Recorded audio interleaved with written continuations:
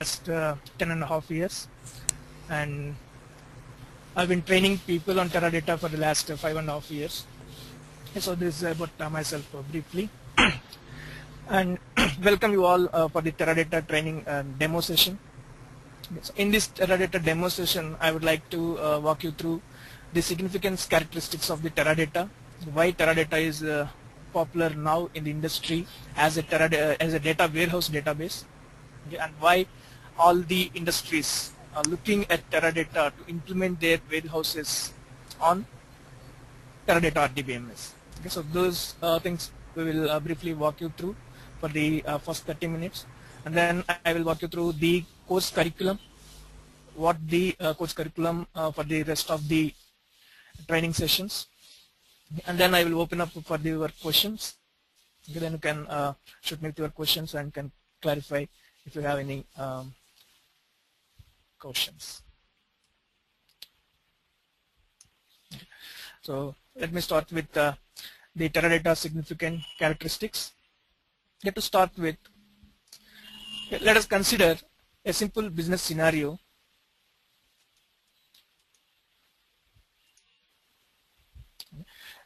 Everyone knows the banking business, I hope, right?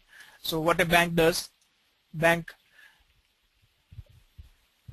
a simple business of lending money and collecting interest. So that is the core business of the bank. So we will consider a multinational bank which is across the world, and we'll see what is the business and how the data growth exists for a multinational bank, and what happens if we don't store that data properly. Okay, so let's consider a multinational bank which is having branches, okay, almost 10,000 branches across the world, and each branch has 1 lakh customers. And if you consider each customer transactions, okay, then on an average, if a customer does 2 transactions per day, okay, so we are considering all the products of the bank such as credit cards, debit cards, okay, deposits, trading accounts, everything. And if you consider the transactions of all these customers, then we may consider, okay, each customer can do on an average 2 transactions per day. Okay. Then if we need to calculate the number of transactions per the bank per a day, we have to do a simple calculation like 2 multiplied by 1 lakh customers, and the 1 lakh customers multiplied by 10,000 branches. So it would come to around 2 billion transactions. Okay, so per a bank, per a day, we will have 2 billion transactions per day. Okay, if I have 2 billion transactions, then automatically the number of records would be minimum of 2 billion or maybe more than 2 billion, right? Because some transactions may require more than 1 record also. Okay, if you consider fund transfer transaction, okay, it has to affect 2 records. It has to debit 1 record and credit 1 record. So similarly, if we do a share transaction, trading transactions, it may affect more than 1 record. Okay, like that. If we have 2 billion transactions, the number of records produced would be more than 2 billion, obviously. Okay, so if we have these many transactions happen and this much of data produced in a day for a bank, we have to have a sophisticated systems to store this data for analysis purpose and for the transactional purpose, right? So to maintain these many records, what an industry would do, okay? A bank would have a RDBMS system which stores the data in the disk memory. Okay, so it contains the memory and which can store the data, and the disk memory is associated with the processor. Okay.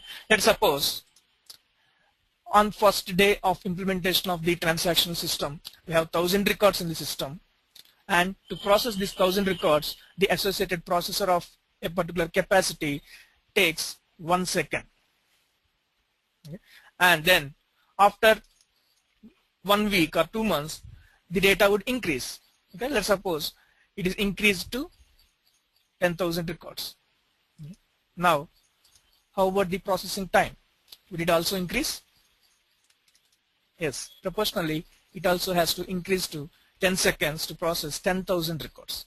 And then after 2 months or 3 months, the number of records would be increased because the transactions happening for the business. So the number of records would also increase. And obviously, the processing time of those increased records would also be increased in a proportional way. Okay. So let's suppose at the initial invocation of the bank, okay, I am the customer of the bank and I have an online portal to do all my transactions. Okay, as a customer, I can do all these operations or all these transactions through online. Okay, I can view my account statement, view my account balance, do fund transfers, everything. Right? So when I join the bank as a customer and when I do my fund transfer transactions, okay, it was taking 2 seconds, let's suppose. Okay. But now after 2 months or 3 months, as the data increased and as the processing time is also increased, now if I do my fund transfer transaction, it is taking 20 seconds. Okay, as a customer, I may be okay with the 20 seconds of transaction time. Okay. But later, after 1 year, the data is increased to some millions, and then obviously the number of seconds to process the data would also increase. Okay, now if I do my fund transfer transaction and if I need to wait for these many number of seconds, can I be a happy customer for this bank? No, right? So the operation, the transactions which I used to do in 2 seconds, now it is taking these many number of seconds. I cannot be a happy customer with the bank and with the transactions. Okay, so for the bank, there is a risk that it may lose the customers if they don't process the data within time. Okay, then what is the solution here in the transaction system? Okay, in the transaction system, there is a solution that they can keep a threshold on the storage of the data in such a way that it would store only a particular number of records or a particular period of data in the memory, and the rest of the data would be archived and kept in another system called analytical processing system.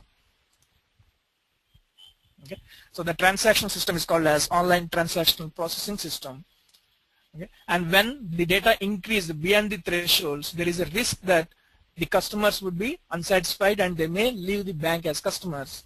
Okay, so the solution, what they can do is they can archive the older data based on period or based on the number of records to be stored, and they can keep that data in analytical system. Because for doing the transactions, we need very much recent data. Okay, and to analyze the data, we need historical information. Okay, so to do the regular operations, regular transactions, okay, we need only the recent data. So we'll ensure that recent data would be existing in the transaction system, and the remaining historical data will be kept in the online analytical processing system. Okay, so every day I'll be archiving the oldest data of the transaction system and keep it in my analytical system. Okay, let's suppose on the first day of my analytical system, I have this many number of records, 1 lakh records, and as it is very much sophisticated when compared to the transaction system, it is taking 10 seconds to process all these 1 lakh records, let's suppose. Okay, and then as it is the analytical system, every day the data would be archived from the transaction system and kept in analytical system. So the data in analytical system also would increase. Okay, so obviously the processing time for processing the data in the OLAP system would also increase in the proportional way. Okay. So by having the solution of archiving data in the transaction system and keeping in OLAP, I made all my customers happy here. Okay. So who are using this transaction system? All the customers and clerical users who directly serve the customers. So all those customers are happy here because I have a threshold so that it would always be maximum of 10 seconds to process any transaction. So I have given a solution here so that everyone happy, the users of transaction system. But here I have the similar scenario, and who are the users of this analytical processing system? The users are the executive users of the organization, such as CEOs, CFOs, CTOs, okay, who all are responsible for the critical decisions and who all are responsible for the growth of the business. Okay, so these people, the executive management, would use this analytical processing system to analyze the data, to see the trendings, to take the critical decisions whenever it is necessary to survive in the industries. Okay, so initially to survive, and then to increase the business. Okay, so here when I started my warehouse, I used to get these trending reports within 10 seconds, but after 1 year or after 6 months, because of the increase in the data, the same report is taking 100 seconds now. Okay, it may be fine, but after 2 years or after 3 years, the data has increased like this, and proportionally the processing time is also increased. Now, if the executive user tried to pull the same report which he used to pull within 10 seconds, but now he has to wait these many number of seconds for the trending report. So can he happy now? Because as they are the executive users, the time is very precious for them. So we cannot make them wait this much time for a single report which used to generate in 10 seconds earlier. So what is the solution here to make our executive users happy?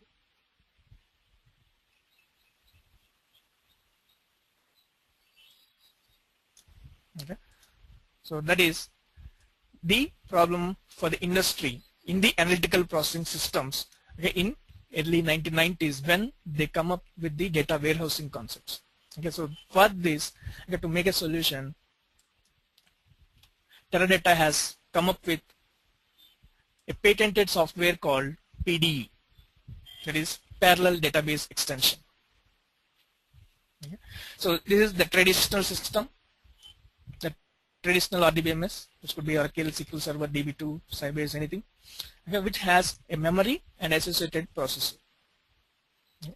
And when compared to the Teradata system, they come up with a software, a patented software called Parallel Database Extension, by installing which on the Teradata hardware components, the processor starts behaving as multiple processors. Okay, so these are the software components of the processors, but can do all the operations that a hardware processor can perform. Okay, so let's suppose the PDE made this processor to behave as 3 different processors, but these are not the hardware components, these are the software components of the processors. As these are not the hardware components but can do all the operations of the processor, they are called as virtual processors. Okay, so these are virtual processors which can do all the operations that a hardware processor can perform. And in similar way, the disk memory would also start behaving as multiple disks of software components which can perform the hardware disk tasks, but as they are not hardwares, the hardware components, these are called as virtual disks. Okay. And each virtual processor is associated with a virtual disk. Okay, the association you can see with these arrows. Okay, each virtual processor is associated with its corresponding virtual disk, And all these virtual processors are independent. They can work independently to process data in their associated virtual disk. Okay. All virtual processors can run parallelly, can execute parallelly on their own associated virtual disks. Okay. And the data, okay, which is 1000 records, okay, these 1000 records would also be distributed across all these available virtual disks almost evenly. Okay, so there are techniques in Teradata, yeah, how the data of the table or of table the data of the database would be distributed across all the available virtual disks almost evenly. Okay, so let us suppose these 1000 records are distributed across these 3 virtual disks with this proportion. Like in the first virtual disk 350 records, second one 350, the third virtual disk 300 records. The total 1000 records. Okay. And now if I populated all my 1000 records which were in the traditional system in Teradata, and they are distributed across the available virtual disks in this proportion, and if I execute a query to select the data of this table, okay, the query would be given to all the processors, and all the processors would run on their corresponding virtual disk, okay, to pull the data of the corresponding table. So now, how much time this virtual processor would take to process the data in its own associated virtual disk? Okay. So when compared to the traditional system, okay, 1000 records to be processed within 10 seconds. So as this virtual processor can also do the same task with the same performance, okay, to process the 350 records, it would take 3.5 seconds. Okay. And similarly, the second virtual processor would also take 3.5 seconds. And then the third virtual processor would also take correspondingly 3.0 seconds to process 300 records. Now, what is the maximum time taken to process all my 1000 records through my Teradata system? It is nothing but the maximum of time taken by all the virtual processor to process their own associated data. So it is 3.5 seconds. Okay. With the traditional system, I process my 1000 records within 10 seconds, but with my Teradata system, I process the same 1000 records within 3.5 seconds with this parallel architecture of the Teradata with the virtual processors and virtual disks. So how much performance I got here? Almost 60%, I could say.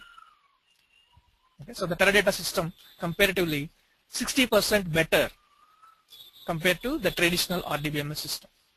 Okay, if the processors start behaving as 3 virtual processors.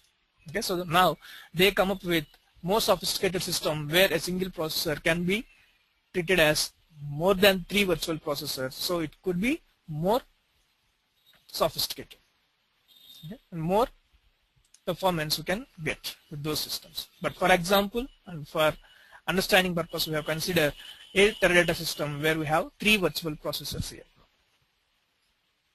Okay, so it is 60% better when compared to the traditional system. Okay, and let us consider for a long run of the business. Okay, for the traditional system, we'll be happy up to 1 year, let's suppose. Okay, after 1 year, we may hit the performance problems. But if I implement my Teradata system, okay, I could be happy up to 7 years because it is almost 70 times or 7 times or 6 times better than. Okay, let us consider 6 times. So almost 6 years, I could be happy with my Teradata system. Whereas it was only 1 year with the traditional system. So this is the first benefit we are getting. But after 6 years, even I implemented Teradata to have my data warehouse hosted. But after 6 years, I would be hitting the same performance issue. Then what is the solution? Right? So to have that problem solved, Teradata has come up with a technique called scalability. That means I can go and purchase one more Teradata license, and I can do a plugin with the existing system in my organization like this.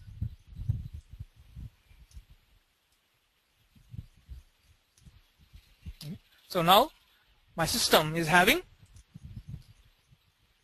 6 virtual processors and 6 virtual disks. So the association would happen in terms of memory also. Okay. So now this is my entire Teradata system, not only this part. I have purchased one more Teradata license, and I have just plugged in with the existing system, and I just reboot it. So my Teradata system is now having 6 virtual processors and 6 virtual disks. Okay. And the data would automatically distributed across 6 virtual disks evenly. Okay. Like this, 150, 200, 150, and proportionally the virtual processor would take 1.5 seconds now, right? 2 seconds, and then again 1.5 seconds, and here 150, 1.5 seconds, 2 seconds, 1.5 seconds. So I have 1000 records again, but I have increased my hardware and software capacity of the Teradata system, and to process these 1000 records with my new system of 6 virtual processors, it is taking 2 seconds. Okay, the maximum time taken to process all these 1000 records is 2 seconds. So how much performance I got here now? Is it almost 40%? Yeah, so 4 more years I can be happy. So 6 plus 4, 10 years. So after 10 years, if I hit the same problem of performance, then what I can do? Again, I can purchase one more Teradata system and plug in and then reboot. The all data would be distributed across available virtual disks, and the time required to process the data would be decreased. So I can be happy for 4 more years or 5 more years based on the sophisticated systems you buy and plug in with the existing systems. Okay, so this property or this characteristic of Teradata is called as the scalability. They can scale the system.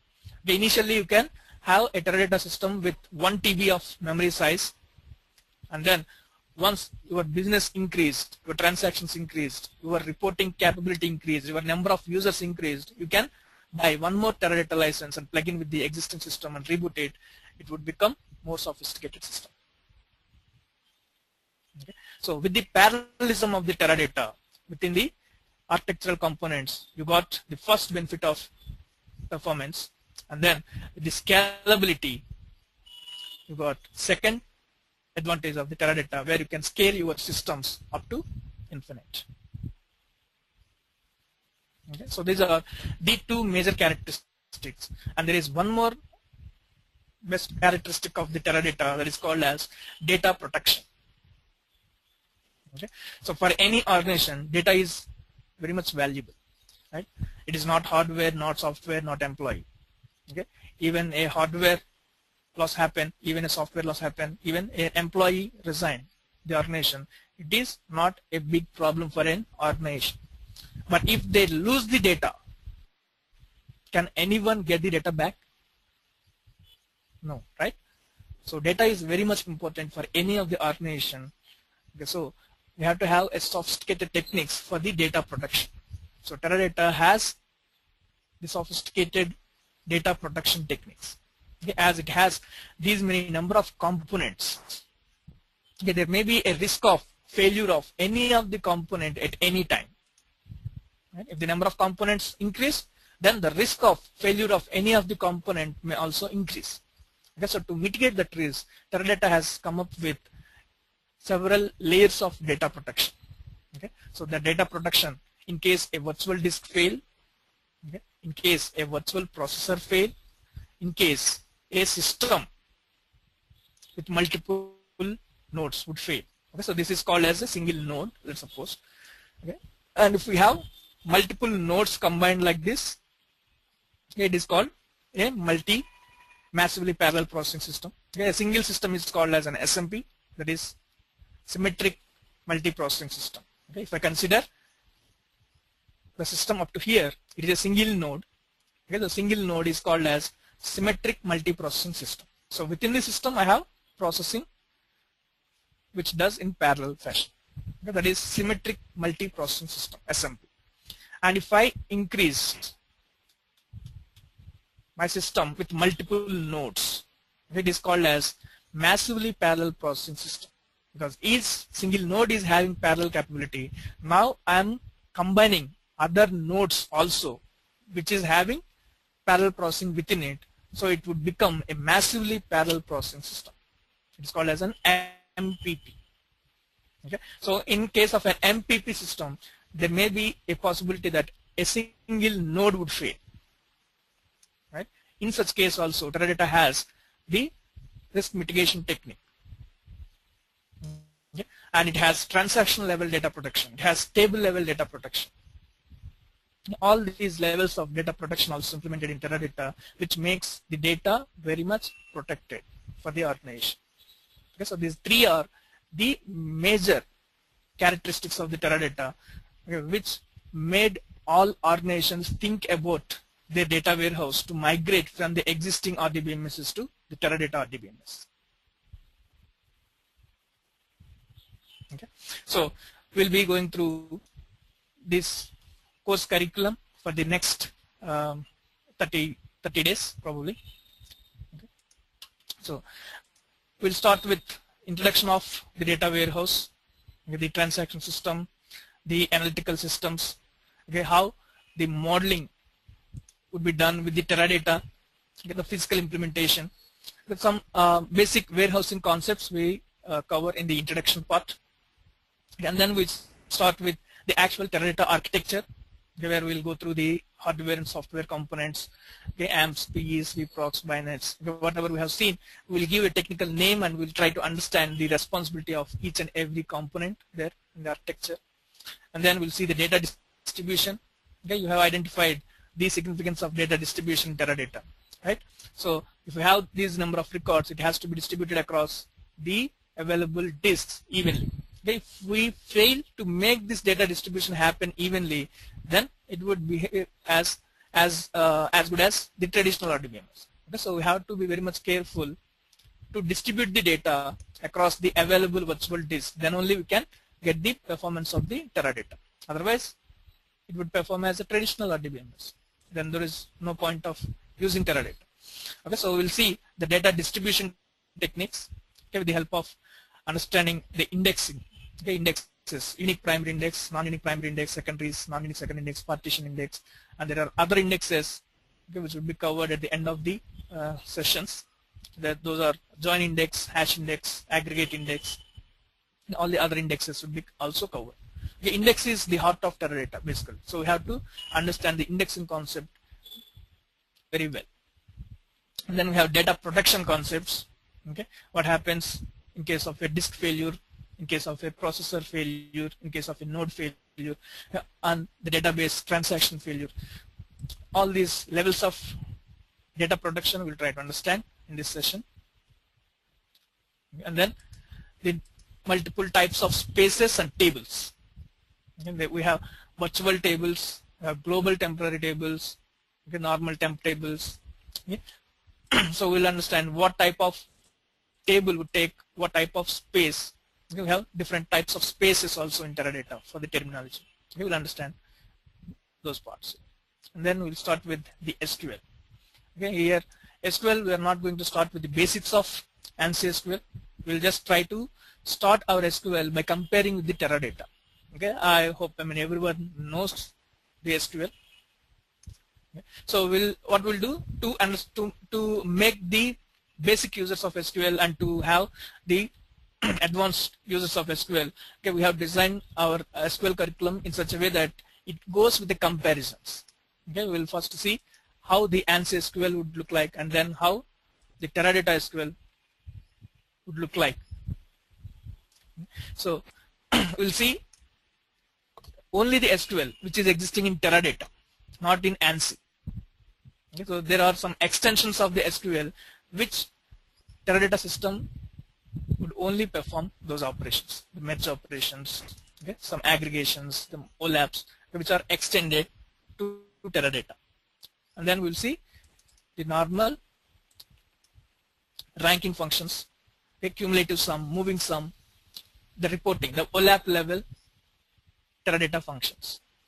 Okay. So in the SQL part, we'll cover basically the ANSI and Teradata differences, and then the advanced Teradata extended SQL. Okay, we have documents and we have presentations for each and every topic here. So once we cover the SQL, we start with the Teradata tools and utilities. Okay, SQL Assistant, BTQ, fast load, fast export, and multi-load. Okay, for each and every utility, we'll see the basic functionality, what are the operations you can perform with each and every tool, okay, how to execute it, how to debug it in case of failure, how to restart it, and then what are the limitations of each and every tool. Okay, so if we understand the limitations also along with the features and debugging techniques, okay, we'll be in a position to decide which utility to be used in which scenario. Okay, so all are used for exporting and importing the data, but there are scenarios where you can determine a suitable utility to export or import. Okay, so by understanding all these features of each and every utility, you will be in a position to identify which tool to be used or which utility to be used. And then finally we have the performance tuning. Okay, writing SQL is not a big issue. Okay, anyone can write an SQL, but writing the correct SQL in an optimized way is required in any of the RDBMS, not only Teradata. Right? So in Teradata also, okay, as per the architecture, if we understand the architecture properly, you will have better understanding in writing SQLs. Okay? So those techniques will be discussed here, okay, to see the explain plan, to understand what the SQL is doing here, and then how we can make this SQL optimized, and how we can implement our join indexes, sparse index, aggregate index, the other index. We call them as other indexes, which are used for the optimization purpose. All these optimization related indexing concepts, statistics, explain plan, the join strategies, everything will be covered in performance tuning. And then these are the optional topics, because Teradata alone won't be sufficient for working as a Teradata developer. So we have to have some basic Unix commands. Okay, either one of the operating system we have to learn, either Unix or mainframes, because almost all enterprise versions of Teradata are installed either on mainframes or Unix. So it would be better if you know either Unix or mainframe, but learning mainframe itself is a big task. So here in these Teradata sessions, okay, we can give you an introduction of all the basic Unix commands which are required, okay, to execute the Teradata utilities, and how to see the logs, how to capture the log information during the execution in Unix. All those things would be introduced in this topic, Unix. Okay, and then we'll say a general life cycle of a project, data warehousing project. Okay. So to help the people who are new to the data warehousing,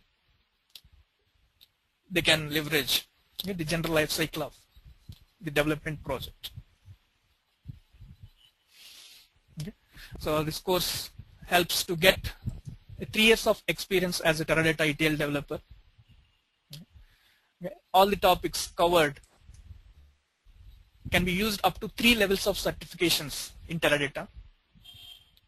Okay. So along with these topics, okay, if you go through all the documents, okay, and if you can go through some sample tests which are available on online, okay, you can go up to 3 levels of certification. You can attempt up to 3 levels of certification in Teradata.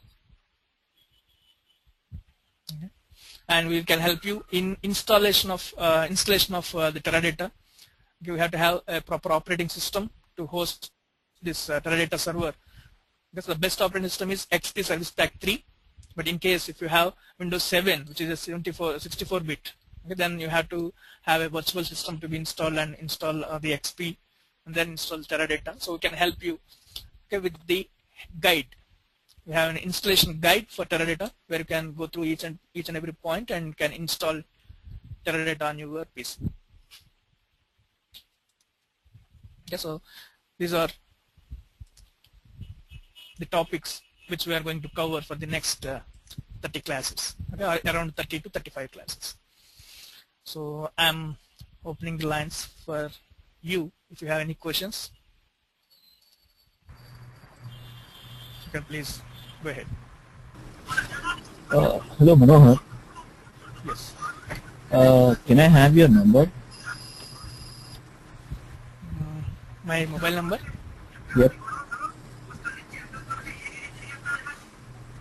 May I know what is the purpose? I mean, actually, I'm thinking to take the training. I think you're in India, right? Yes. Actually, I'm in California. Okay. So I just need your number. I'll talk directly to you. Okay. Yeah, I mean, you can note down my email ID here. Okay, Manohar. My name is Manohar. As an organization presentation, I'm here. You can see this email ID and can drop me an email if you have any questions. I can get back to you. Okay, you can contact also. Yes. Oh yeah, I mean, if you can provide me a number, then I can call you. I mean, just in 5 minutes or so. What is your name? Aditya. Aditya. Okay. Yeah. Okay, fine. I will be in touch with you. Yeah. If you have any other questions? No. Where's your email ID? I mean, can I have your email ID? Manohar Sun Manu. You can see here. sunmanu9@gmail.com.